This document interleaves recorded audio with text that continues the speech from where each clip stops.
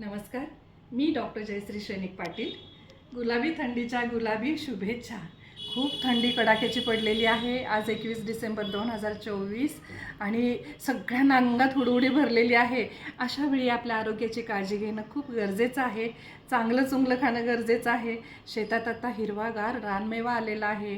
मेथीची भाजी, शेपूची भाजी, ओले वाटाणे, पावटे आणि पारवी वांगी, हिरवी वांगी, कुडची वांगी.